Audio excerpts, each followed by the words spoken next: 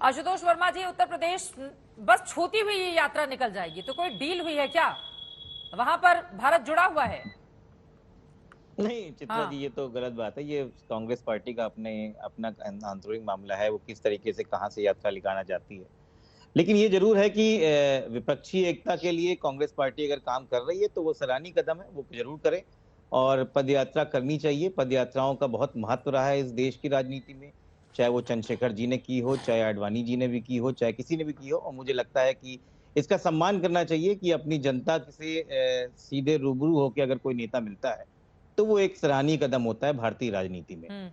मुझे लगता है कि इसमें समाजवादी पार्टी का कोई रोल नहीं है, वो कांग्रेस पार्टी का अपना काम है। समाजवादी पार्टी एक संपूर्ण विपक्ष के साथ में लेके एक नई रणनीति के साथ में 2024 के इलेक्शन की तैयारी भी कर रही है। तो कांग्रेस की यात्रा है, कांग्रेस को के लोगों को शुभकामनाएं कि वो अपना काम करे और लोगों से 2017 का फॉर्मूला तो चला ही नहीं था। शुरू में उसका जिक्र संबित पात्रा जी ने कर दिया था कि 2 लड़के गए थे, क्या हासिल कर लिया था। अभी अकेले समाजवादी पार्टी ने जितनी सीटें हासिल की हैं वहां पर चुनाव लड़कर 111, कांग्रेस के साथ जाकर 47 सीटें मिली थी आपको 17 में। नहीं देखिए, मैं आपको बता रहा हूं कि हर इलेक्शन अलग तरीके से होता है। वो 2017 का स्टेट इलेक्शन था, अब 2024 कर रहा है, देश का इलेक्शन आने जा रहा है। और देश के इलेक्शन की जब जब बात होती है तो पूरे देश की सारी चीजें साथ में आती हैं। ये जो भारतीय जनता पार्टी का जो अहंकार है, ये अहंकार कभी ना कभी उस समय कांग्रेस के पास भी रहा करता था जब इमरजेंसी का समय हुआ करता था। चित्रा जी, उस समय कांग्रेस पार्टी के पास 352 सीटें थी और आज कमोवेश वही पार्टी की स्थिति भारतीय जनता पार्टी की।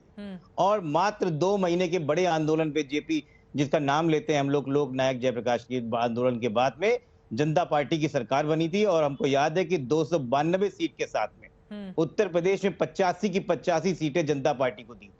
ये कोई भूलना नहीं चाहिए। ये देश अपने इतिहास को हर बार ध्यान रखता है और वही कांग्रेस पार्टी जो है आज उसी दौर से गुजर रही है। तो मुझे लगता है, और जब जनता पार्टी बनी तो ये भारतीय जनता पार्टी का जनसंघ हमारे साथ में था। ठीक है, सोशलिस्ट पार्टी हमारे साथ में थी। ठीक है, भारतीय लोक क्रांति दल हमारे साथ में था कि 2017 में फिर वही साथ आता है, 2019 में साथ छूट जाता है, 2022 में भी साथ नजर नहीं आता है, फिर 2024 आते आते साथ नजर, मतलब क्या चाहता है अब विपक्ष? ये भी समझ से परे है। एक बार साथ, एक बार खिलाफ और एक बार उसके खिलाफ बैठकर भाषण। समझने वाले कैसे समझेंगे? आप समझाएंगे नहीं तो। एक बार जल्दी से सत्य प्रकाश जी, इसके बाद सुजाता पांडे जी आपके पास आते हुए। सत्य प्रकाश जी, बिहार में भी इसकी बहुत दस्तक नहीं है, तो वहां पर भी डील हुई है क्या राहुल गांधी के साथ? मतलब हिंदी बेल्ट के ज्यादातर हिस्सों में ऐसा लग रहा है कि बिल्कुल सीधे सीधे निकल जाएंगे राहुल गांधी। ये शब्द चित्रा त्रिपाठी जी, ये डील शब्द अपने आप में बहुत नकारात्मक है और राजनीति में इसका कोई स्थान नहीं है। मैं अपनी बात वहां से शुरू करना चाहूंगा जहां पे संबित पात्रा जी ने कह दिया कि इवेंट मैनेजमेंट है। इवेंट मास्टर तो उनके प्रधानमंत्री हैं, इवेंट मास्टर पूरी भारतीय जनता पार्टी है और कई यात्राएं वो कर चुकी है अपने जीवन में। लोकतंत्र को छत विछत, आप यदि बोलेंगे नहीं हमारे भी वही प्रधानमंत्री। हाँ, तो आप यदि बीच में बोलेंगे तो मैं अपनी बात चुप कर देता हूं। लोकतंत्र को छत विछत कर यदि कोई विपक्ष की पार्टियां, नहीं सबके प्रधानमंत्री हैं, सबके प्रधानमंत्री हैं। लोकतंत्र को छत विछत करने वाली पार्टियां के खिलाफ यदि कोई लोकतंत्र को जोड़ने और उसकी तुरपाई करने निकला है तो उसका स्वागत होना चाहिए।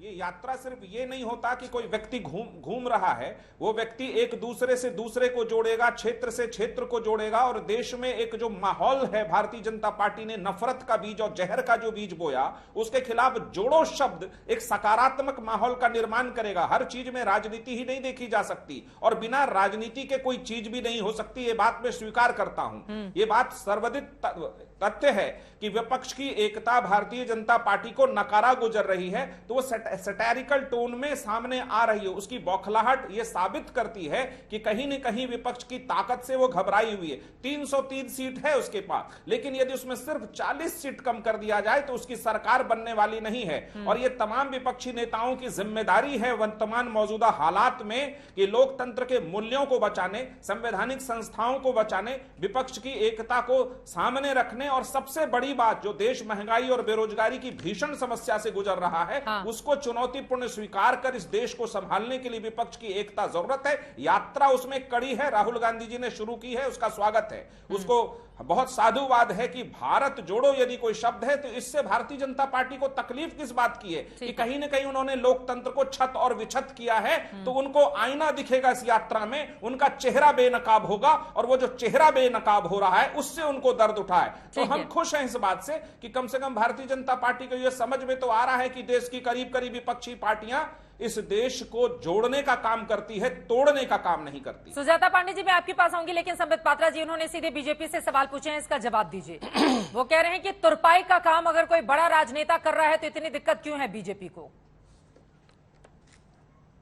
तुरपाई तो कांग्रेस की अभी आवश्यकता है।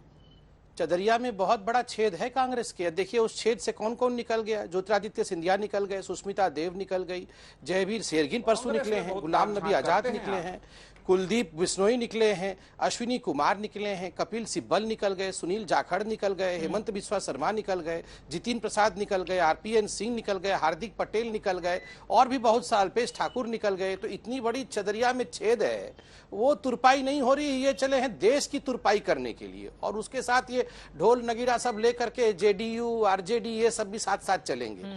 देखिए आपको क्या लगता है ये सारे लोग जो हैं ये देश बचाने के लिए निकले हैं?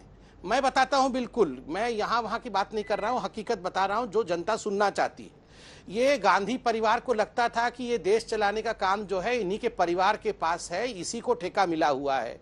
अब देख रहे अरे बाप रे तो बहुत खराब हो गया है, तो ठेका निकल गया हमारे हाथ से। तो अब आनंद फानन में परिवार वाले निकले पड़े हैं, कैसे भी चलो।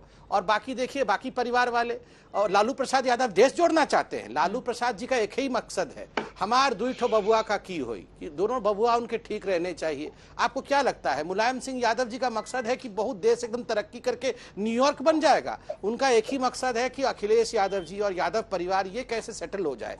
तो ये सब परिवार सेटल करो आंदोलन चल रहा है। सब जो छोटे छोटे परिवार है भारत की राजनीति में, वो सारे परिवार जो है पवेलियन में खड़े होकर नाद नगाड़ा बजा रहे हैं। चलो वाह वाह राहुल गांधी तुम चलो चलो, हम लोग सब नगाड़ा बजाएंगे। किस प्रकार से परिवार बचाए? अरे संगठन तो है ही नहीं इनके पास। क्या है संगठन राहुल जी के पास उत्तर प्रदेश में? बताइए। सबसे अधिक सांसद उत्तर प्रदेश से आते हैं, मुझे बता दीजिए क्या संगठन है। और अभी आलोक भाई बता रहे थे कि कैबिनेट तो कैबिनेट ही नहीं है मोदी जी की। आप याद करिए यही राहुल गांधी उस समय अध्यक्ष भी नहीं थे, प्रधानमंत्री जी के नोट को लाके पब्लिक में फाड़ दिया था पब्लिक में प्रधानमंत्री मनमोहन सिंह जी के कैबिनेट के नोट को। ये तो इज्जत थी इनकी कैबिनेट की। यहाँ ये बता रहे हैं लोकतंत्र की हत्या हो गई और प्रधानमंत्री का महत्व नहीं है।